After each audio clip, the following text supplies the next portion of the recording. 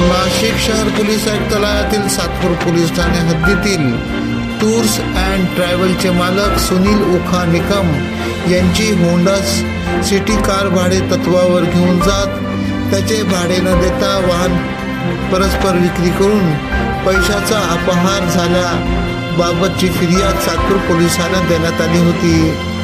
आरोपी हे गुन्हा घडल्यापासून तब्बल 1.5 वर्ष फरार होते. याबाबतचा तपासाची सूत्रे गुन्हे शाखा अंबड युनिट क्रमांक 3चे पोलीस अंमलदार करीत असताना गोपनीय माहितीवरून प्रमोद मारुती पाटील वय 33 राहणार कामतवाडा सिडको व हेमंत उर्फ गणेश पुरुषोत्तम गोसावी वय 44 यांना ताब्यात घेत कडक उन्हात थंडगार लस्सी पाजत विचारपूस केली असता त्यांनी गुन्ह्याची कबुली दिली.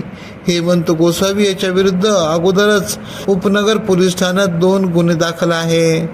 सदरची कामगिरी अंबड गुन्हे शाखा युनिट क्रमांक 3चे वरिष्ठ पोलीस निरीक्षक जगवेंद्र सिंग राजपूत यांच्या मार्गदर्शनाखाली पोलीस उपनिरीक्षक मोतीलाल पाटील, श्री सगळे, सुहास श्रीसागर, प्रकाश पोडके, योगेश चव्हाण, भूषण सोनवणे, भगवान जाधव, चारुदत्त निकम, महिला पोलीस अंमलदार सविता कदम यांनी केली.